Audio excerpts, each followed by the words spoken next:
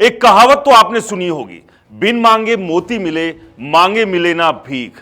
कुछ यही हाल बीजेपी में है। बीजेपी में अगर आप कुछ मांगने के लिए जाते हैं तो इस बात की संभावना बेहद कम है कि आपको वो मिल जाए, और अगर आप कुछ नहीं मांगते हैं, बस अपने काम में लगे रहते हैं, और इस बात की संभावना बहुत ज़्यादा बढ़ जाती है कि आप जो उम्मीद कर रहे हैं उससे कहीं ज़्यादा आपको मिल जाए। और इसके कई उदाहरण भी है। हरियाणा की बात कर लीजिए, छत्तीसगढ़ की बात कर लीजिए, राजस्थान की बात कर लीजिए, मध्य प्रदेश की बात कर लीजिए। ये वो ताज़ा उदाहरण है जहां पर ऐसे ऐसे नेताओं को मुख्यमंत्री पद मिला जिनकी ना तो किसी और ने उम्मीद की थी और ना ही उन्होंने खुद की थी। नमस्कार, मेरा नाम है राज के वर्मा और आप देख रहे हैं रिपोर्टर जी। अगर आपने रिपोर्टर जी चैनल को सब्सक्राइब नहीं किया है तो सबसे पहले चैनल को सब्सक्राइब कर लीजिए और लाइक और कमेंट्स करना बिल्कुल मत भूलिए। चलिए बात करते हैं कुलदीप बिश्नोई की। कुलदीप बिश्नोई लगातार कोशिश में है कि बीजेपी उन्हें बहुत कुछ दे दे, और इसी आस में वो कांग्रेस का साथ छोड़कर बीजेपी में भी शामिल हुए थे।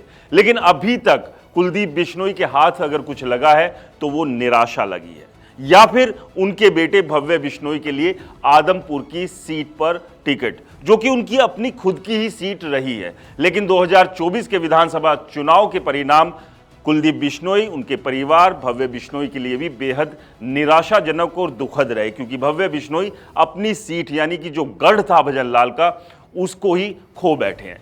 अब इस सब के बीच कुलदीप बिश्नोई चाहते हैं कि उन्हें राज्यसभा की सीट मिल जाए, क्योंकि अभी हाल ही में कृष्णलाल पंवार ने राज्यसभा की सीट से इस्तीफा दिया है, क्योंकि उन्होंने विधानसभा चुनाव लड़ा था, चुनाव वो जीते और अब नायब सिंह सैनी सरकार में मंत्री है। ऐसे में ये सीट अब खाली है और इस सीट पर कई नेताओं की निगाह है और सभी ने अपनी अपनी गोटियां अपने अपने तरीके से फिट करनी शुरू भी कर दी है।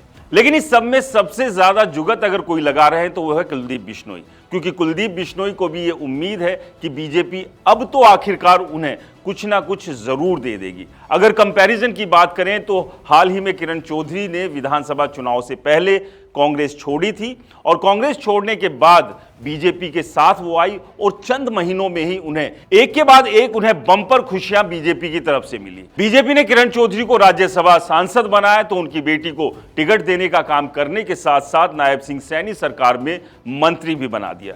आप समझिए कि कुलदीप बिश्नोई और किरण चौधरी एक ही स्तर के नेता है, एक ही कद के नेता है, लेकिन बीजेपी ने दोनों के साथ जिस तरह से व्यवहार किया वो बिल्कुल अलग है। और इस सब के बीच बीजेपी के अध्यक्ष मोहनलाल बड़ोली के एक बयान ने कुलदीप बिश्नोई की टेंशन को और बढ़ा दिया है।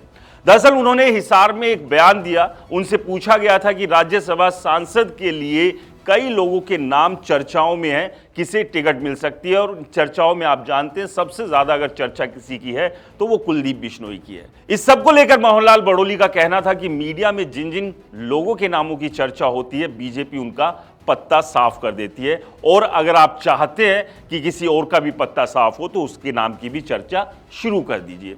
यानी कि तमाम वो नेता जिनका जिक्र, जिनकी चर्चा राज्यसभा सांसद की टिकट के लिए चल रही है, उनको टिकट मिलने के आसार ना के बराबर है। मोहनलाल बड़ोली के बयान से तो यही निकल कर आता है। ऐसे में क्या कुलदीप बिश्नोई के हाथ इस बार फिर से निराशा लगेगी, जो एक लंबे समय से आशा की उम्मीद में है, एक आशा की छोटी सी किरण की उम्मीद में है, जो कि अभी तक बीजेपी ने उन्हें दिखाई नहीं है। आपको क्या लगता है हमें कमेंट्स कर जरूर बताएं। रिपोर्टर जी चैनल को सब्सक्राइब नहीं किया है तो चैनल को सब्सक्राइब करना ना भूलें। नमस्कार।